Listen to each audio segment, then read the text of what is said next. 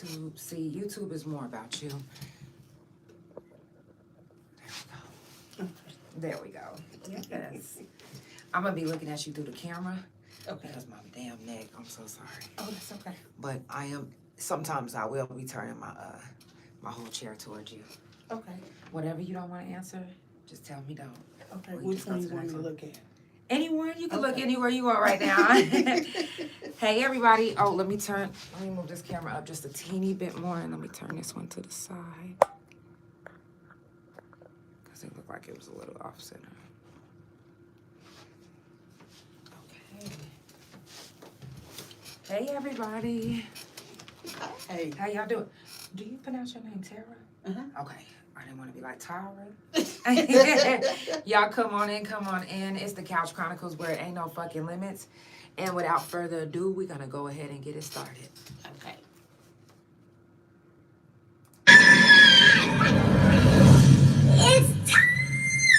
For the Couch Chronicles, where there ain't no fucking limits. Limits. Every Monday, Tuesday, Thursday, Friday from 8 Central Time. You don't never want to miss a couch. Trust me. It ain't no fucking limits. I said none. And I mean none. Period. Y'all, we're going to play one song and we're going to jump right into the interview.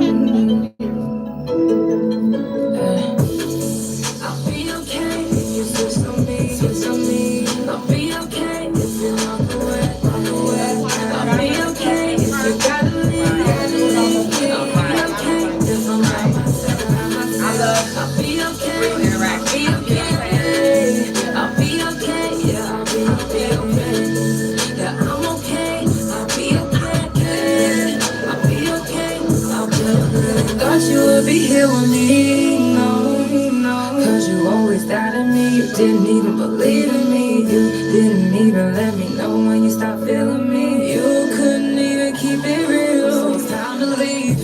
I wasted too much time and I can't get it back. So I ain't got no choice but be okay with that. I'm getting back to the old me. You didn't really love me. I'll be okay if you switch on me. I'll be okay if you walk away. I'll be okay if you gotta leave. I'll be okay if I'm by myself.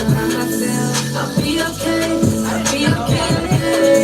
I'll be okay. Yeah, I'll be okay. Yeah, I'm okay. I'll be okay. I'll be okay. Me, myself, and I am alright. I get tired. Yeah, I turn my music up and free my mind. Yeah, man, I'm okay. Yeah, I took some losses, but I'm amazing. I just got a bottle of Hennessy. I'm parked at the embassy. That's my text, and I guess I still can't believe you changed up on me, but I'm okay with that. That's how it's gotta be, yeah. I'll be okay if you switch on me. I'll be okay if you walk away. I'll be okay if you gotta leave. I'll be okay if I'm by myself. I'll be okay. I'll be okay. I'll be okay. Yeah, I'll be okay. Yeah, I'm okay. I'll be okay. I'll be okay. I'll be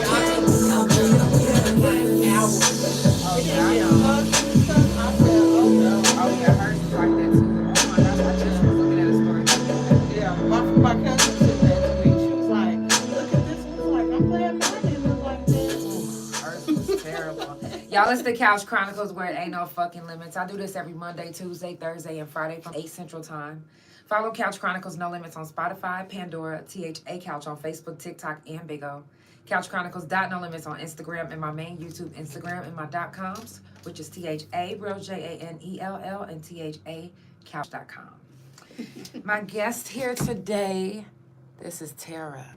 Hi, everybody. Yes, welcome. Thank you for having me. I was going to say, I definitely appreciate you for being here.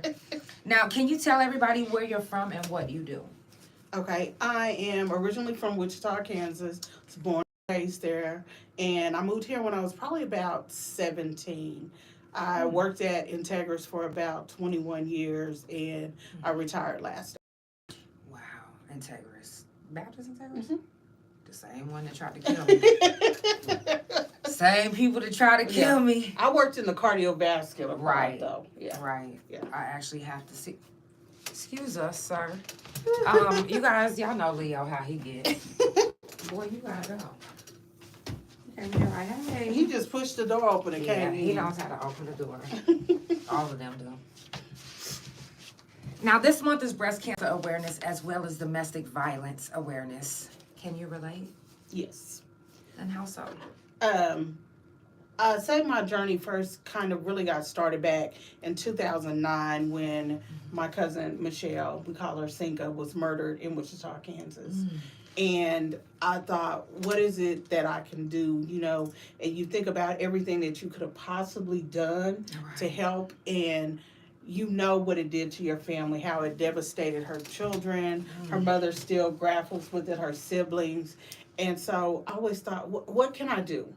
And at her service, I spoke and said, you know, if you're going through something, get out of it. There's resources. This is what you need to do. Never knowing that I would be on that same journey 13 years later. Wow. Now, how long were you in the situation that you were in? It was probably about a year and a half.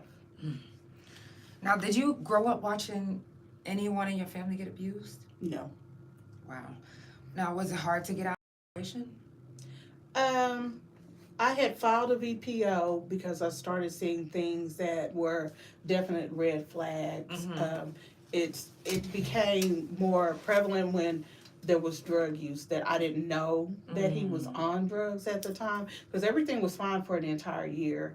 And then all of a sudden, I started seeing things that made me uncomfortable, and I did try to help him. I would go to AA with him. We tried to get him into some kind of facility that he would stay there for 3 months. But when I saw that he wasn't trying to get better, but I was doing more to help him, then I was like, let me get out of this. Because, you know, people that are on drugs, they do things. So that was what okay. Yes, so that was the main thing, was the drugs. There was never any physical, ever. And so that's what a lot of what I grappled with when they would say domestic violence, because I was like, I didn't have that. Right. You know, and as I would sit and listen to women tell stories about how they were strangled and beaten and the bruises, and I'm thinking, well, my story isn't that. You know, mine just went from 0 to me being shot. So I didn't really like wrap my head around that domestic violence is not just physical. There was emotional and psychological stuff that was going on within that relationship. Wow. Now, what did that situation do to your mental? It definitely made me question a lot, because that's what they do. They make you question, are you really the reason? Are you not doing enough? And so that really plays with you. You feel a tremendous amount of guilt. Am I really what they're saying? I would say to him, oh, you're an asshole. And he would say, you're crazy. Or I would rather be an asshole than to be crazy. And after a while, it was like, am I crazy? You know, and you would just kind of beat yourself up, and as women, we're nurturers. So you're trying to fix things, but you're like, am I not doing something enough to make this person change? If they really love me the way they say they do, they'll change things to be with me and make this be better. So mentally, that's where it came in. It was more of the mental stuff. Wow. Now, even going through that mentally, you didn't really, notice the red flags because you were in love, right? And he shot you 6 times? 8. 8 times? Yes. It was 6 times in the abdomen and twice in the thigh. And one of those hit my femoral artery. And I really hate to bring this up, but would you like to, get a little bit more in depth into the situation? Yes. I had left work. This happened on March 11th of 2022. Mm-hmm. It had snowed that day, but it wasn't like a big significant snow. Mm-hmm. So I left work at 4 o'clock, went down the hallway. You said March 22nd? March 11th of March 11th. 2022. Mm-hmm. Yes. And so I parked on the fourth floor of the parking garage, which the fourth, fifth, and sixth floors are employee parking. Mm-hmm. So I knew the cars that were there. So when I came out, my car was to the left of the door. And as I came down this little ramp, I came behind this white car. And it was just, I don't know what it was. It was just something about instantly I felt something. I don't know if it was fear, but I started saying to myself, remember stuff about this car. Remember, it's a white car. It's a Chevy. It's an Impala. And even to the point where I was like, remember the tag. And I was like, oh, you're just being silly. And I start across to my car, but I'm still looking at this car. And then I see a man get out. Now, pause, because you're giving me chills. Before all of that happened, did you all have an argument? Did something lead up to that, to where because you would never imagine that would be happening? No. And he knew about the VPO. We had discussed it. Mm-hmm. He was like, well, why would you do that? And I mean, he wasn't angry. He never said anything. We just made the choice. I think I had talked to him on the phone because I had changed my number. So he had called my mother's number like 13 times. Mm. And he was like, well, just come outside. Just come to the window. And I'm like, no, no, no.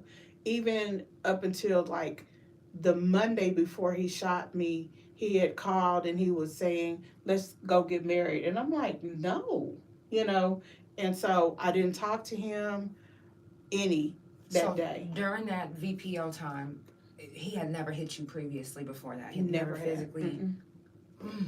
Nope, never. So this literally was blindsided you? Yeah, because I hadn't spoke to him. I hadn't seen him. I thought, honestly, he's gone on, it's whatever. Just never crossed my mind that it would come to something that bad. And so, even I went to my supervisors and I said, well, I'm following this VPO. And I said, well, what can we do? Do we need to have you park somewhere different? Can we have them walk you out? And I'm like, oh, no, he's not going to do anything to me. Because I never, ever, ever, ever thought that about him. And so that's why it was so surprising as I'm getting to my car and I see this man get out. And he's wearing like a black hoodie and sweats. And so I still can't make it out because I don't know the car. Mm-hmm. And as he starts walking towards me, he looks mad. And that's when I could see his face. And I was like, okay, I got to get in my car because he was closer to the lobby door. And I knew I couldn't go back that way. Mm-hmm. So I had hit the remote start on my car. So I knew all I had to do was stick the key in and try to get out.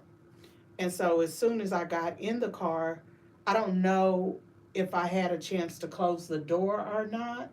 And he walked up and punched me in the face. And he was like, pulled out a gun and he said, scoot over or I'll shoot you. And so I could kind of like taste blood. So as I slid in the car and as I'm going over like the armrest part, I could look directly into the mirror and I could see blood on my face. So I honked the horn and he knocked my hand away. Well, I already had my cell phone in my hand and he knocked that out of my hand. And then as I'm going over, he just starts punching me. And I can tell that my eye is swelling because I'm trying to unlock the passenger door to get out, but I can't really see it. And he's still just pounding, I guess, trying to knock me out. So I knew when I got out, with me parked this way, I was going to have to go back that way to the lobby. And he was on the driver's side of the car. Mm-hmm.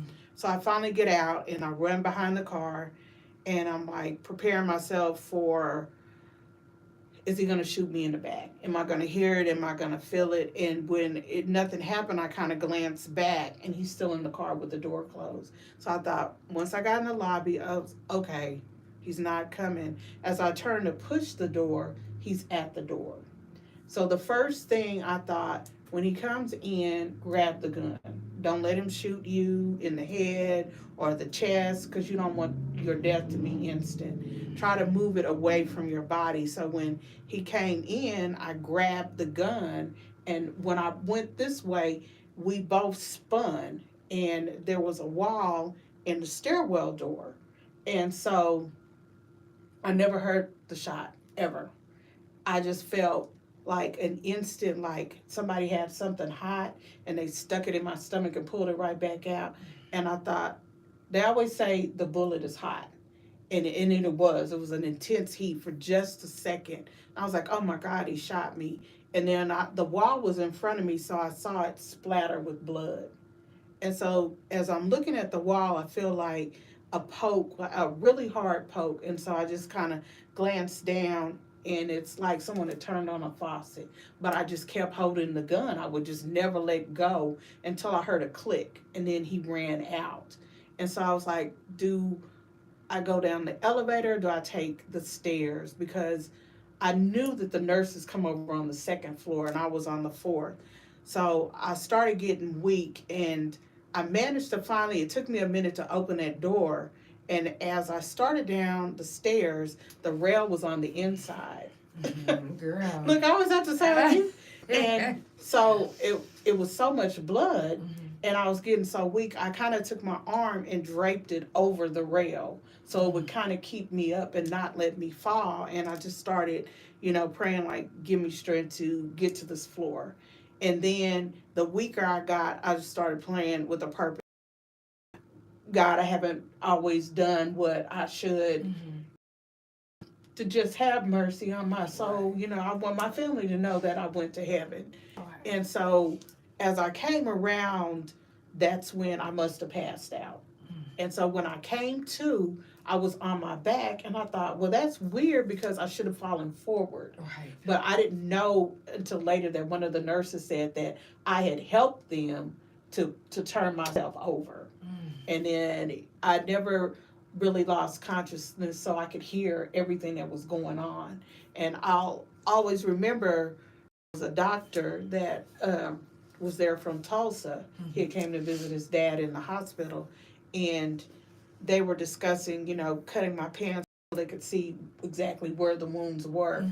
And he was like, they were like, cut him off. And I said, no one had scissors. And I said, just pull. And so he looked at me and he was like, pull them off. And I said, yes. And so he pulled them off, and they started counting. They were like 1, 2, 3, 4, 5, 6. And I'm like, what are they doing? And then he kind of turns me to the side, and he's like, 7, 8. I never knew I had been shot. I don't know what I thought they were counting, but because I only felt 2. Right. And it was like an instant. I was never in any pain, I never got numb or anything. And from there, I just remember going on to OU and being in surgery and waking up the next day. So. Why did they take you to OU? Because it's a Trauma 1 center. Even though I was at Baptist. Right. Yeah, there were Trauma 1. Oh, wow. Yeah. Oh. But even, I tell my mother, I was like, it was as if I floated above and watched everything happening from the time he punched me until I came to and I was on my back. And I was like, it was like, for me, when I tell it, it's a movie. And so I never really show a lot of emotion, because I feel like I'm telling someone something about a movie I saw, or this is about somebody else and it's not me. But when I hear someone else tell it, it affects me more. So I feel like because I control the narrative of that's how I tell my story, then it's a lot easier. You are such a strong woman. Thank you. Definitely. And I'm just so emotional. I'm so sorry. It's okay. And shout out to everybody that's tuned in. To go through that, never expect that, something like that will happen from somebody that you used to love. That's scary. And then, just, you praying at that moment. It's like, you know, I know that I haven't been the best. I don't really know where I'm gonna go. And then it's like everything happened at that one moment. And I know you felt alone. And I'm just so glad that you stayed strong and you held on. That way you can tell your story to everyone that's watching and everyone that's listening, because your story can help somebody. Can you tell them a little bit more of some of the red flags that made you, you know, kind of draw back? Well, I didn't know at the time that he had already had an active VPO.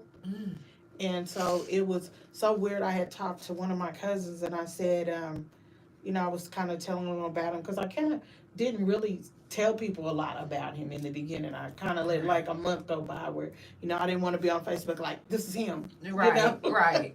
And so my cousin was like, well, be careful because, you know, men will show who they really are after 3 months. Like, he's like, we can't hold it past 3 months. And so I was like, okay. And it was really around that 3-month mark where I started to see things.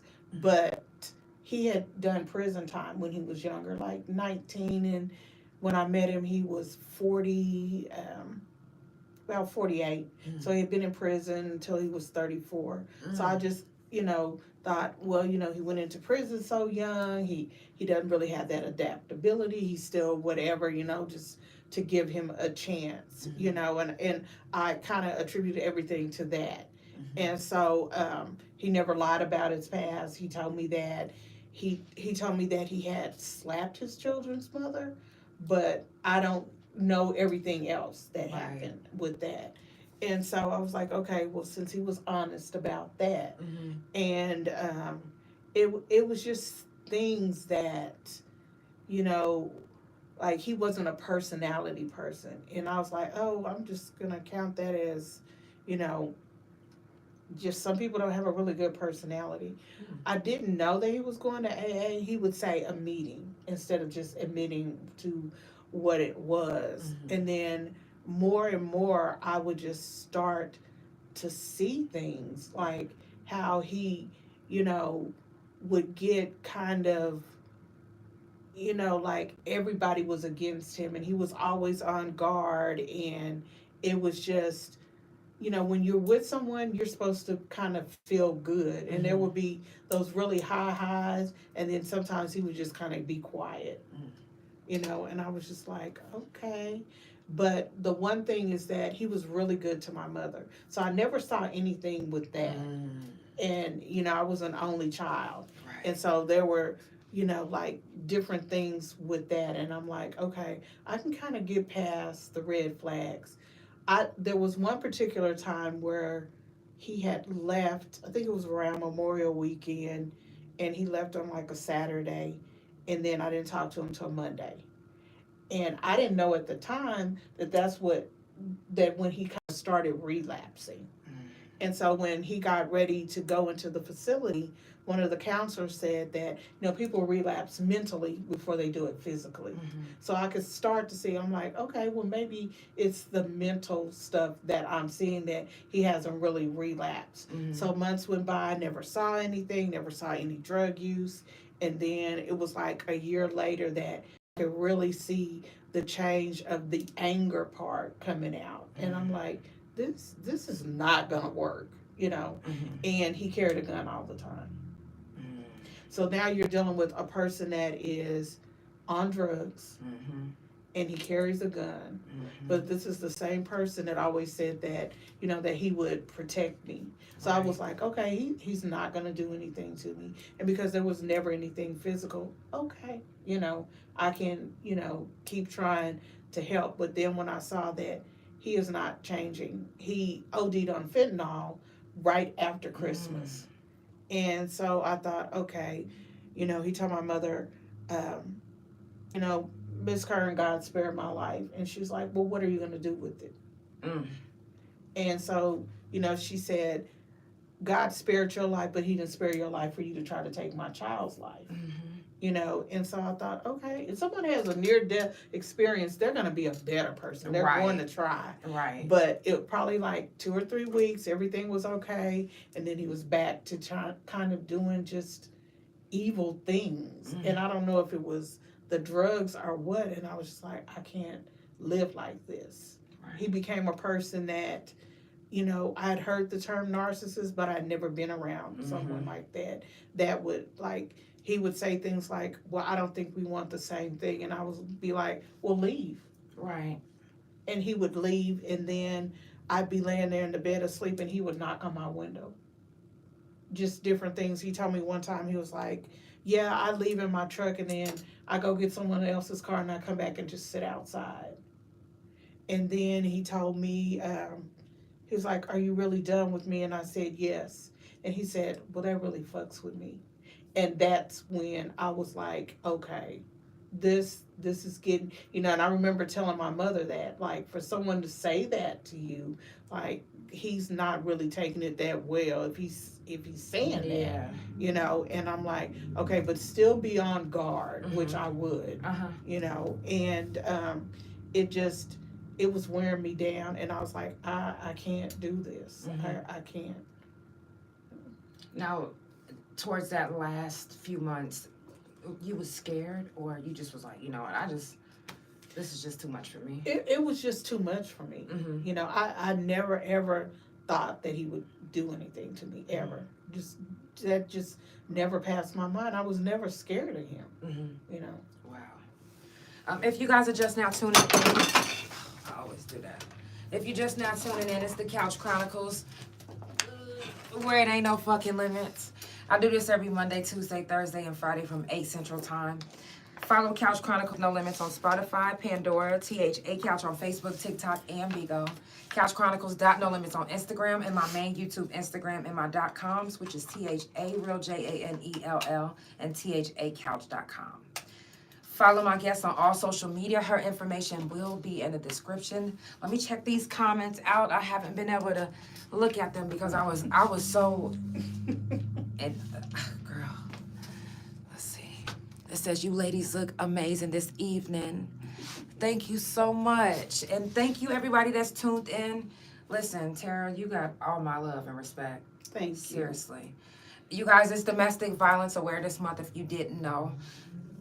I always tell you guys to share your story, and don't be scared to share your story, because your story can save somebody and it can help somebody. So, Tara, with you telling your story today, you have no idea who you might be helping right now. And there's been so many women that have heard my story. I've even had family members reach out, and gentlemen know that this is not just a woman thing. Right. That there have been males that have reached out as well, because we always think, how can a man be a victim of domestic violence? Right. But it does happen. Yeah. Oh, yeah. And I think a lot of times the reason women don't come forward because they don't want the criticism. I remember when I got out of the hospital and someone saying, well, she didn't look at his background, but they don't always have a background. You know, there's always those women that don't tell. So if you're dating this guy or woman and you look them up and there's no history of domestic violence, and you assume, okay, there's no domestic violence. For that, every woman or two that doesn't report, you don't see that. So you have no idea, because in Oklahoma, there's a high majority of women that will file them and then don't go through with them, so they're not there. Right. So, you know, you can't really fault them. And like I said, a lot of women feel that they're not going to be believed, or they're frightened. If I do this, what is the retribution? Even in my case, when I did it, there were people that said, you know, well, she did that, and this is the most dangerous time to leave. They will kill you no matter what. Whether you file that VPO, whether you left. And so this is just a way of having, it's like a paper trail. Because the minute that with the survivor bill coming in, where it states that, you know, you can show just cause or there was past abuse, if you never report it and you have to defend yourself, whether you have to stab this person to keep them off or shoot them, if you don't have that paper trail, that's the difference between you getting off or going to prison for defending yourself. That is so true. That is so true. Did you ever get at a moment or a time that you felt like this was too much, that you wanted to unalive yourself? No.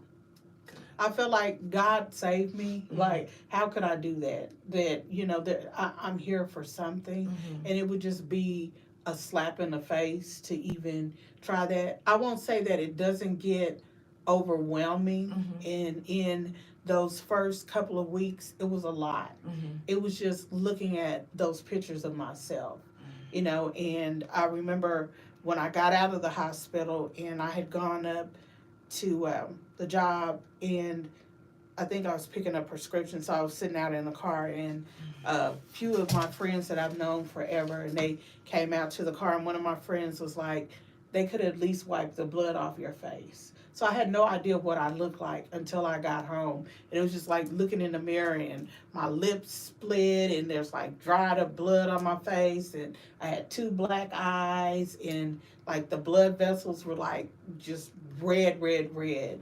And I was just like, oh my God, and just, I think I had 15 wounds total, because when I was shot, I started losing so much blood, and blood wasn't getting to the tissue in my left leg. So, your leg will die and they'll have to amputate it. So they had to do a fasciotomy, and that's where they cut down both sides of your leg to relieve that pain, that pressure on there. And so then I had a stitch on the right side, and I was like, well, I was shot on the left side. Well, they removed a vein out of my right thigh to repair that artery in the left. And then they did exploratory surgery, and there was no tissues or organ. I had 2 exit wounds, but none of them hit any of the bones and broke them on the way out.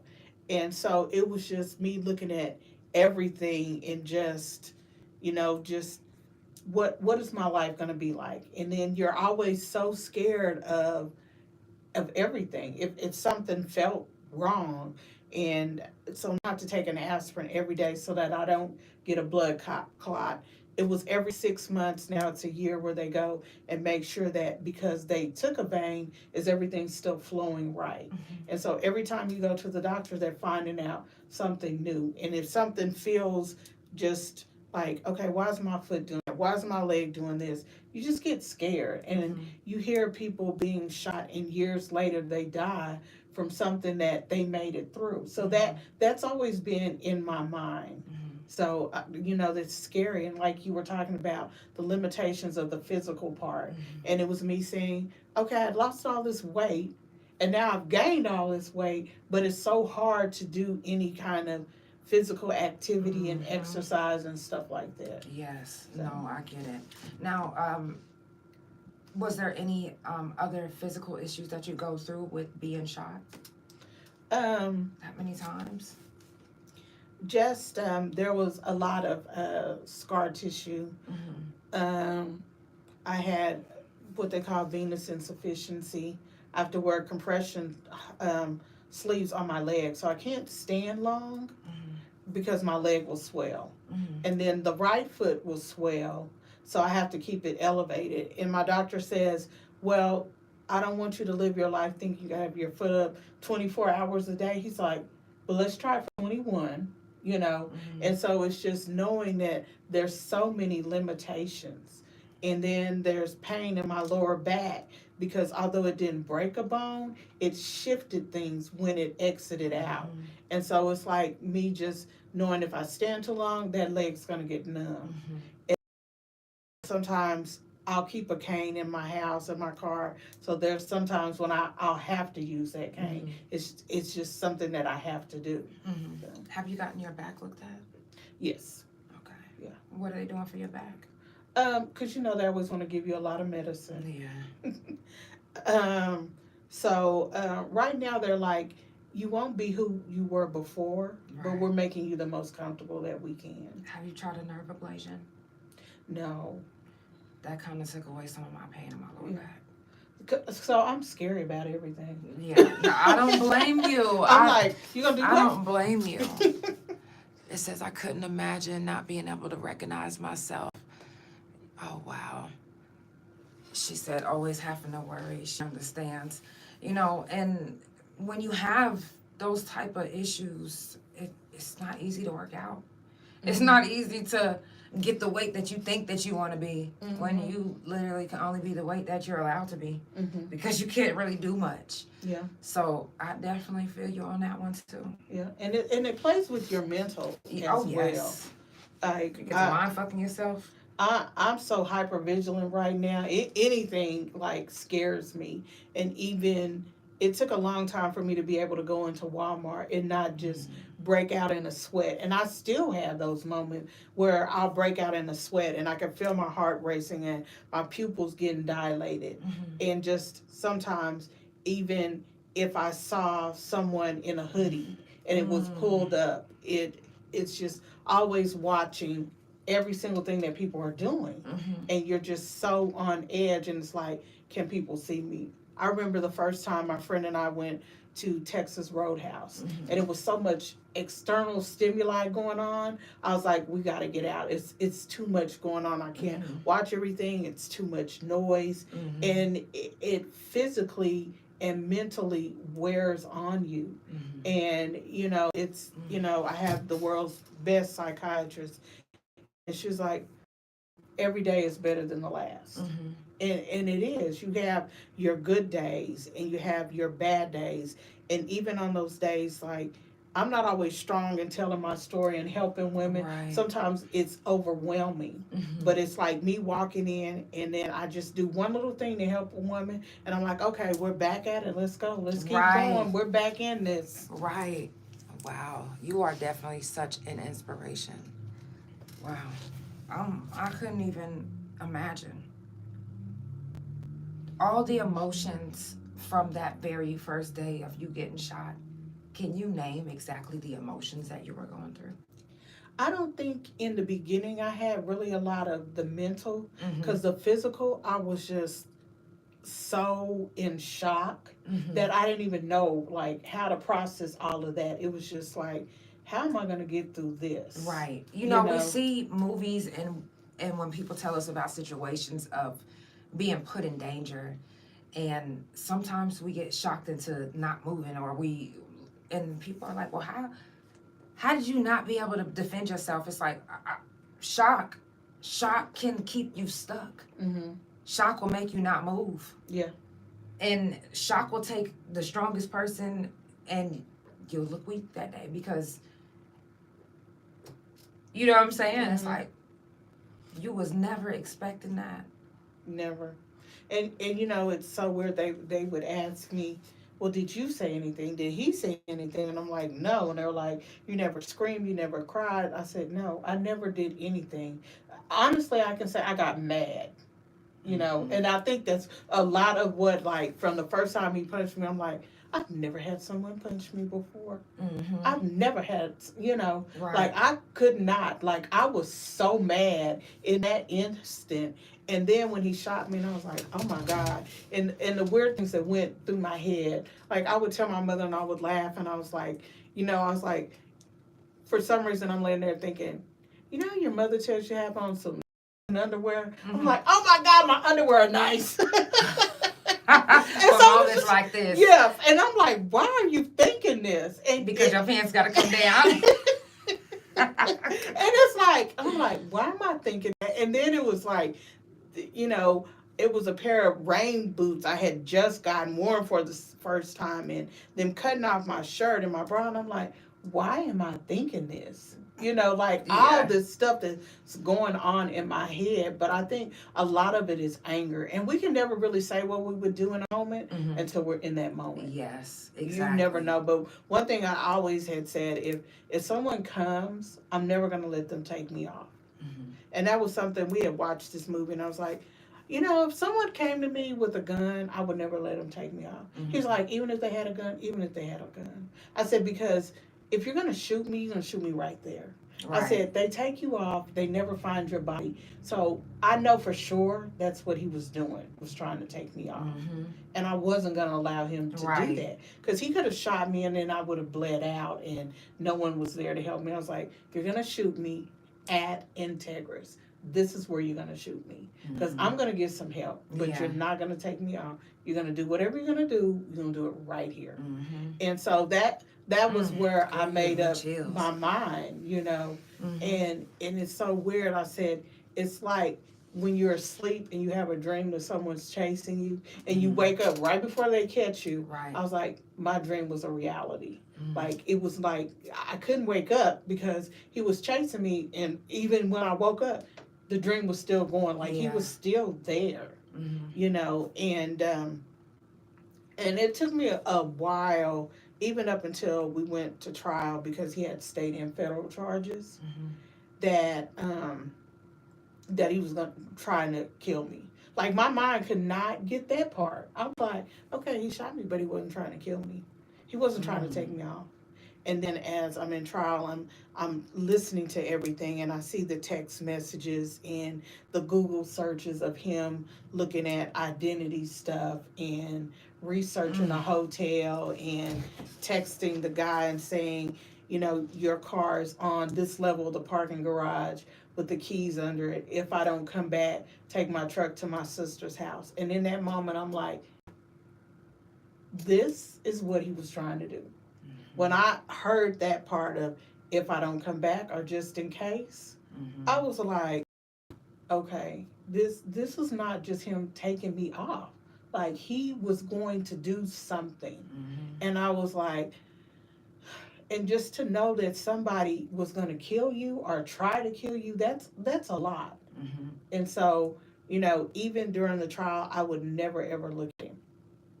And he would try everything in his power to get me to look at him, but I would never, ever look at him. And you're strong to go to court. A lot of women don't. They won't take that opportunity, or some of them don't get that opportunity. Yeah. Because even when they asked me, they're like, do you want to press charges? And I was like, yes. You know, like, really? Like, no. You know, in that instant.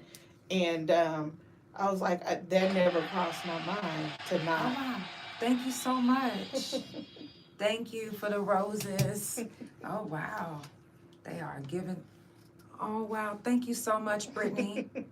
Brittany, thank you. Thank you, everyone. Yes, I definitely appreciate that. And if y'all just now tuning in, it is the Couch Chronicles, where it ain't no fucking limits. I do this every Monday, Tuesday, Thursday, and Friday from 8 Central Time.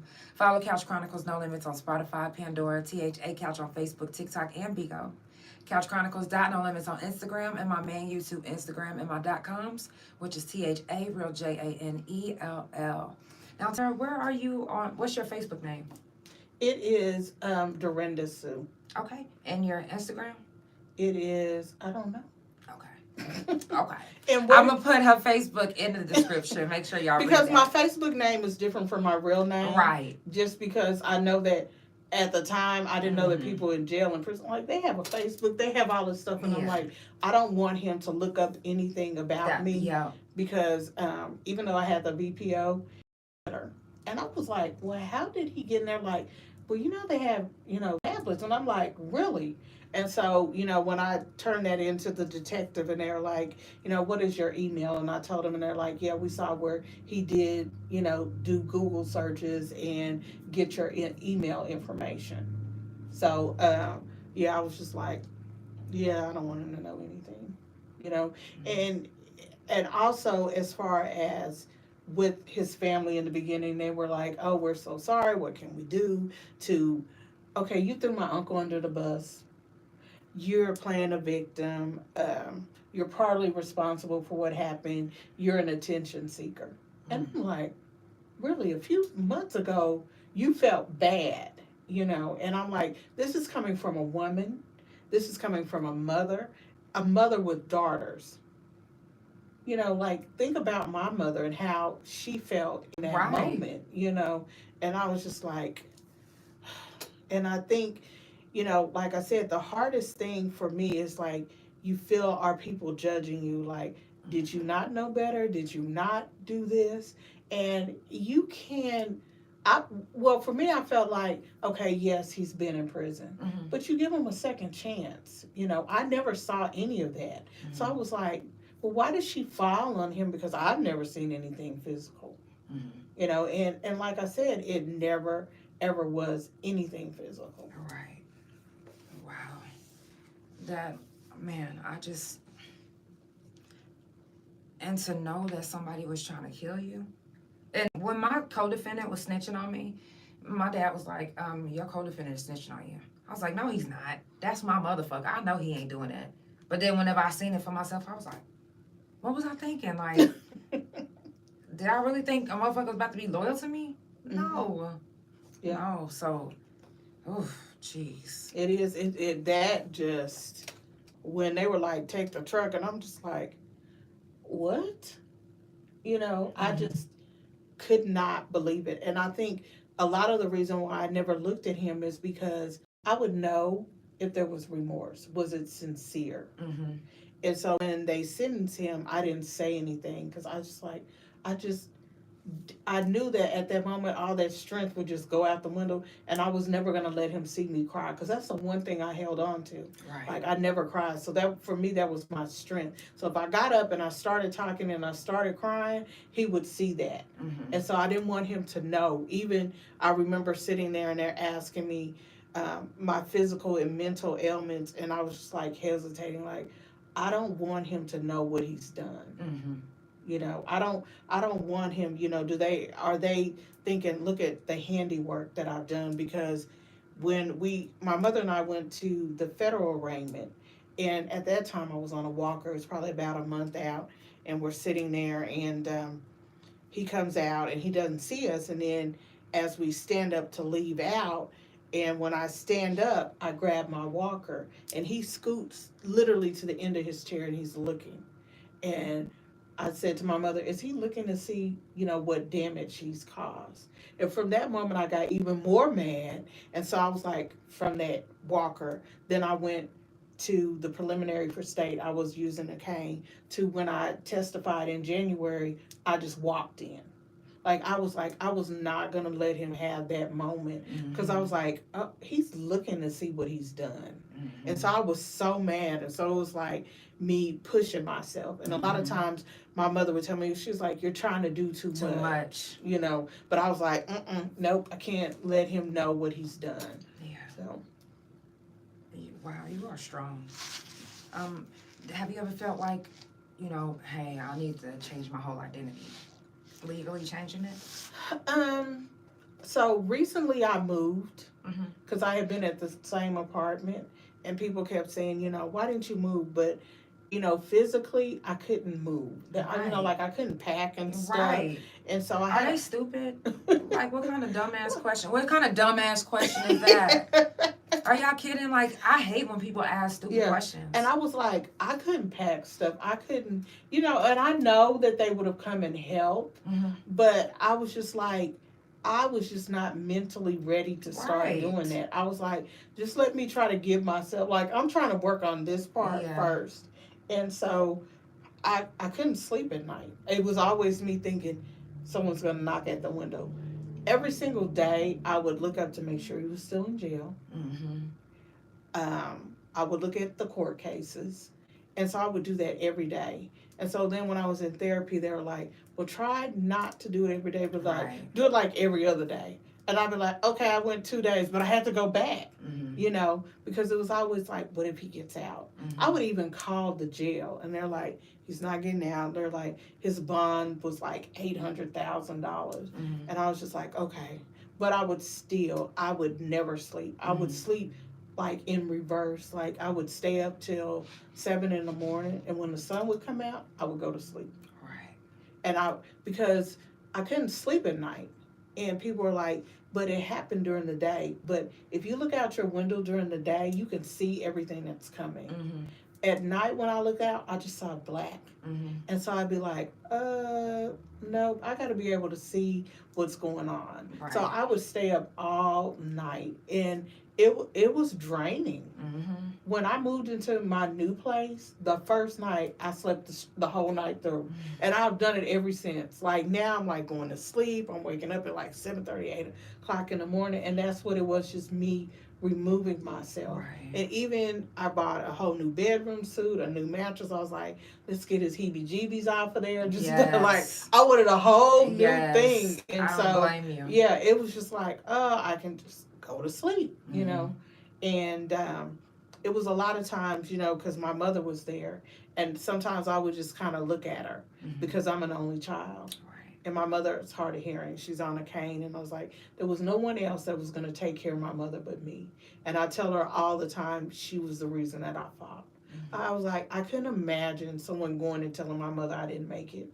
I was not going to let that happen. There is just no way. And I kept telling them, call her, tell her I'm okay. This is what she's going to hear. But let her know that I'm okay. That, I'm okay. Right. We're going to get to it. Sounds bad, but I'm going to be okay.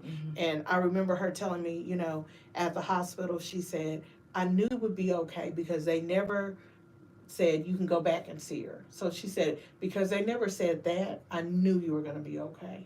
She's like, everybody else is falling out around me. She's like, but I just knew. And so I just, she absolutely is. And she's like, I'm so proud of you. And I tell her, it's like, I'm proud of you, So we kind of uplift her. And just having her there in those moments when I'm just like, I can't do this. Your mom has really been your rock. Yeah, she has been. Time. Yeah. And then I reach out to my best friend, Glenda, all the time. And I was like, because I went back to work 4 months later, but I would only work like 4 hours a day. And sometimes I'd be in the car like, let's just pray, Yeah. And so it's just having an awesome support group. If I didn't have my family and my friends, I don't think I could have made it, and I've never heard anyone say, you did this wrong, you did that. They've just been there to just listen and understand. And then with our family having gone through that before, it was just that much harder, so. Wow. And ladies and gentlemen, if you yourself are dealing with a domestic violence situation, please don't hesitate to reach out to someone and build you. If you are like, okay, I can't just leave, I gotta plan this. Well, then build you a support system, build you a team, seriously, that's gonna help you execute that safely. Yeah, because the why always says to not just leave, to build an exit plan. Just don't take everything at once. A lot of times what they'll do is they'll destroy important papers. So it's always, take those a little bit at a time, move things a little bit at a time. Right. And some things we're always, that we don't think about. Don't ever let them know every single place that you go to. Have one place where they have no idea where this person lives. So that way there's an emergency place that you can go to, and they can't call there, they can't go by there. But sometimes we do. We let them know where every single place is, where every friend is, every family member is. But sometimes we have to leave that one, because we never know. Right. So. Well, how do you know when to do that? I remember, like, he knew where some of my family lived. And some of my friends, but I knew that there were places that I knew he wouldn't go because my cousin always carried a gun. So I knew, like, if I were to go there, but I never thought in that moment he would do anything. So that was not in my head. But then when I thought about it, I was like, there should have been one place that they didn't know. And a lot of times we don't want to get our family and friends involved because sometimes they will go there and looking for them. So now, you said you're in a relationship? Yes. Was you scared to get into a relationship? No, because it was someone I had been with before. Right. Yeah, I went through that. No new people, and I don't know how people do it. The man that I'm with now, we've been together for 26 years off and on. We had broken up after 22 years, and that's how I met the man that shot me. And so then after I was shot, we got back together. That's good. And I don't know if you guys realize this, but a lot of people are doubling back to their old, nobody wants to do that get to know you phase again. Yeah, that new You know people. what I'm saying? No. Like, my wife and I, we met in prison. We started our relationship in prison. We had broke up for a little bit of time. But hello, we married now. Like, I went and got my honey. And you went and got your honey. Your person. That's your person. Yeah. And things change you. you know. Yeah. And I see the change in him. And I know for him it has to be hard because I'm not that same person. Right. And there are some times when he's like, let's go do this, and I'm like, I can't. There's some days when I'm like, just let me sit in the house.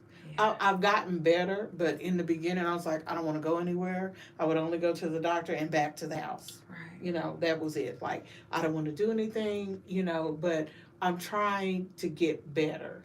And so, you know, a lot of it where I have to tell him, like, I'm not that same person. Right. You have to bear with me. And on this journey, because I'm always speaking or I'm doing this or I'm volunteering, and I'm like, he was like, you're always busy. I said, I am. But to whom much is given, much is required. And for me, my life was given. So I'm required to do this. And so that's why I just keep going. Right. Yeah. And he's been a big support, I'm sure. And he's patient. Yeah. You know, a lot of people, it doesn't matter if you got a history with them or not. A lot of people don't want to help you through your trauma, help, you know, work with you through that or wait or be patient. You know, I'm really thankful for my wife because all the things and all the surgeries that I keep having to go through, people have told her that there's been men and women that have literally left a partner in the hospital. Like, what? Yeah, they're I'm like, I grateful. can't handle this. Right. It's like, what is, you're not going through it. Right. You know? Yeah. So, you know, just to have those people in our lives, we got to be grateful for them. I know you are. Yeah. I know I am too. So I'm definitely grateful for them. And I'm grateful for them being in your life too. Yes. Because you're here right now with me on the couch. Yes. I'm so glad to know you. You are a true survivor. I know. Because when I saw you, I was like, well, you know, I saw you doing the whole smiley thing. Yeah. And so I was actually going to go up there in September when they had the 13th. Oh, yeah. But I saw that line. I was like, let me get back in the car and drive off. I was like, no. Right. Yeah. So. Oh, man. Now, when did you believe that you were enough? When did you get to that point? Just when I saw the blessings, you know, that every time I felt like, you know, we complain about things, but every time I was like about to just give up, there would be this blessing. And I would be like, but why me? Right. You know, and I remember my cousin, he had MS and he passed away. He was like, you know, why not me? And I was like, I am enough, you know, like sometimes it's like this battle was mine. It wasn't for anybody else. Right. You know, and so I think in that moment is when I'm like, I'm enough. I'm enough, you know, and so I hope that with me telling my story, there are some women, it's hard for them to tell their story. Where I'm like, it was like 5 months later, I'm like, just going. Yeah. You know, and it is hard because you want to help everyone. And I lead this group at Palomar, and one of the ladies said, you know, they tell people to leave their resources, but I can't get any help. And so that just floored me because I was like, when we tell them that, if we can't give them everything to help, and so she was needing an attorney, and I was able to reach out to one of my other friends that knew of someone, and she's like, oh, I spoke to her and I feel better. So then that gives you to keep going. Right. You know, and I think that sometimes we can't look at other people to tell us that we're enough. We have to believe it ourselves, to not just speak it, but just to know it too. Right. You know, and just sometimes look at yourself and say, I'm remarkable, I'm enough, and not look for someone else to say it, because we have it in us. We just don't know where that strength comes from, but it's there when you're looking. Right. Now, do you carry protection now? And did you carry protection then? I never would take it to work, but now, it goes with me. Yeah. Right. Exactly. And nobody should have an issue with that. Yeah. At all. Now, what are some of your hobbies? Some things that kind of get you through the day? I'm trying to think. Well, mainly I like volunteer. Right now, through Palomar Family Justice Center, I met 2 incredible women, and we do everything. We go to the Capitol. One of the ladies was instrumental in helping co-author a bill where children are able to file a victim protection order. What if the parent is doing something to the child? Can this child file an order against the parent? She was instrumental in that. So, you know, just meeting with the attorney general, speaking, going to conferences. And that's what brings me joy, seeing the look of the people that are asking, what do we need to do? What can we do different to help? And so that's kind of where I am right now. And then just spending time with my best friend, with my mother, and just knowing that if I was at work now, I couldn't be doing all of this. So my joy comes in helping. Right. So. Wow. My joy comes in helping as well. And I feel like, contrary to what people believe, I feel like, you know, the couch helps. You know, it helps a lot of different people get a lot of different perspectives, because I get perspectives from all type of people. I love to interview everyone. It doesn't matter what you do. I've had a prostitute on the couch before, and I mean, I wanted to get to know. I wanted to know all about it. I mean, you know, after doing 9 years in prison, I missed out on so much that I'm appreciative of a lot. Yeah. You know, so, and I'm definitely and you're taking that and making something good. Yes. You know, and knowing, and so that's like what I felt with him is like, even though someone's been in prison, you can't judge them by their past. Right. And, you know, some people get out and they never go back or do anything. Right. Like, and then some people get out and they get back to doing the same thing that they used to do. And now he has 2 life sentences in federal. Really? I was just about to ask you, how much time did he get? I'm satisfied with that. Yeah, because I didn't know that there was a state and federal kidnapping and state and federal carjacking. Oh, wow. So the federal carjacking came from, you know, if there's interstate, you know, and so my car was manufactured in Canada, and even though he didn't take me out of Oklahoma, that car I was in from Canada, so that became the federal part. Oh my gosh. Yeah, the ammunition charge was federal because the ammunition was manufactured outside of Oklahoma. So the federal, they pull out stuff from everywhere, and I was just like, huh? He was like, well, where was your car manufactured? I was like, I don't know. And so they go out and they look at everything. They're like, it came from Canada, and we can do the federal charge. So. Wow, that is. Yeah, I had no idea. Yeah. What kind of car was it? It was a Chevy Equinox. That is wild, but yeah. I'm thankful for that, because a lot of times women don't tell on their abusers or the people that harm them because they don't believe that they're going to get a lot of time. They're getting out and they're going to cause harm to you. And so that will stop a lot of women and men from telling on certain people. Yeah. Because they don't want that to happen. They don't want all of a sudden they tell and then 6 months later the person is out. Like, what the fuck? And a lot of stuff that I also want to bring up is that in this journey you find out things. There's statistics. And so I go to this DV education, and they're saying, you know, what race or culture has the highest domestic violence? And you're always thinking it's a them, they, not us. We have the highest. Of course. Let me tell you something. And now that you said that, the highest. and 6 I want times y'all to more listen to likely. what she just said. This is why I say this all the time on the couch. Do y'all notice that every disease, every sickness, and everything, it's always first in the black community, higher in the black community? So I was just like shocked. And I was like, but we don't see it. No. It's not in the news. It's not reported. Like, exactly. We're 6 times more likely.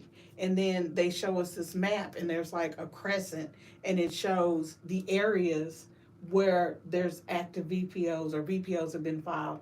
In the Northeast side, none. But we have the highest incident. And so for me, it's like, why are we not going where that need is? Right. You know? And, you know, there's so many factors as to why we don't. You know, there's the mistrust of police. You know, if we call on this person to get help and get them out, will it turn deadly and this person gets shot? Mm-hmm. You know, we're always thought of as being so strong, and it's just not telling. Right. But we do have it. Mm-hmm. And so for me, I'm like, we need to go where that need is. Mm-hmm. You know, a lot of times they'll ask me, is there enough diversity in what we're doing? No, it's not. Because when I walk into somewhere to get help, I want to see someone who looks like me, who Right. will understand the things that I'm going Right. through and know that this is why I'm doing or not doing what I'm supposed to do at this Mm-hmm. moment. Wow. Wow. Y'all, if you just now tuning in, it's the Couch Chronicles where it ain't no fucking limits. It's Domestic Violence Awareness Month, if you didn't know that, and that's what we've been talking about today. If this story resonated with you, DM me so we need to get your side of the story as well, because sometimes when people hear a story exactly like yours, it gives them the strength to tell their story. Mm-hmm. And I understand that not every woman or man is comfortable enough speaking on it, but if you are, DM me. You know, this whole month is Domestic Violence Awareness Month, and if you don't speak on it, then people don't know. Yeah. People won't know if you don't. And I know that y'all be like, oh well, that's snitching. If you don't tell on the person that's causing you harm, then you're making it harder for the next woman as well. And I think that's a lot of it too, why it's not reporting. They're like, oh, we're snitching, you're telling on me. Mm-hmm. But it's saving you. Quickly, I'm going to tell on you. Yeah. Put your hands on me. Yeah. And so for the next woman, if you don't tell, then she goes through that, you know. Mm-hmm. And for me, I was like, well, he had an ex-wife. He had the girl's mother. Oh, Mm-hmm. well, why did he shoot me? You know. Right. And, you know, my mother was like, you know, maybe you were the only one that could have made it through. Mm. You know, a lot of times it's what's meant for you is what's meant for you. And Yeah. my favorite verse in the Bible, he knew you before you were formed in the womb, all the days that you were supposed to be here, what you were going to go through. So he knew that this is what I would go through, but he also gave me everything in place to help me as I went through all of this, and all the people Facts. that would be there, you know, along the way, that I had this praying family to help me through all this. Right. Yeah. Wow. Is there anything else you would like to tell the people before we go? So voting is over for what? The People's Choice Award? Yes. But be cheering Yes. so that she'll win. Please. Again. Yes. So, but I've been wanting to be on the couch. I definitely appreciate, girl, you came and gave us the juice. This, no, for real. This is something that I needed to hear as well. Yeah. And again, it's something that a lot of my couch potatoes probably needed to hear. Yeah. And a lot of times we don't know that we need to hear something until we hear it. Mm-hmm. Like I had chills the whole time you were speaking. And don't be afraid to speak out. Right. You know, don't be afraid to think you won't be believed, and never ever think that he won't do, because you don't know. Right. You know, I thought that. Oh, he would never do that. You know, he's not gonna harm me, and not knowing that yes, they will. Right. So. Now, my last question before we go is, if there is one thing that you could change that happened in your life, no matter if it was when you was younger till now, what would it be? What would it be? I don't know, because I think growing up, we always have an idea of how our life will be. Mm-hmm. And for me, like, I'm 54. So I was like, I never would have imagined myself, never been married, no kids. Like, I think that would be the one thing that I would change, that if I had, you know, found that one in the beginning and had all of this, because there's nothing that I would change about my childhood. Right. Like, for me, I had, I think, an amazing childhood. Even with me being an only child, my cousins are like my brothers and sisters. We all went to school at the same elementary, so I wouldn't change that part of it. But I wish that there were a lot of things that I would have done earlier in my life until waiting for now. But I think that this was God's plan. Right. So you never had kids? Mm-mm. Me neither. And then we both had total hysterectomies. How do you feel with that? I feel okay with it. Do you take your hormone pills? No, I don't Me have to. But I do have hot flashes. I be having fans everywhere. Like, where they at? Right, Where they at? right. Oh man, I definitely appreciate you for being on the couch. Thank you. And everybody, I definitely appreciate y'all for tuning in. Again, it's the Couch Chronicles, where it ain't no fucking limits. Make sure that you follow Tara on all social media. Well, the social media that you will allow them to follow. Okay, but I will put it in the description. You guys, I'm sending positive vibes, love, and energy your way. And if you are suffering from domestic violence, or if you are a breast cancer survivor, or cybersecurity, we're going to talk about that before this month is over as well. Make sure that you reach out to someone. You don't have to just reach out to me. Reach out to someone. Yes. Don't suffer in silence. Exactly. Please don't. I love you guys so much. It's the Couch Chronicles, where it ain't no fucking limits, and we out of here. Good night. Good night. Oh, wow. You definitely blew my mind. I'm talking about blew my mind. Good night, everybody. Good night. Love y'all.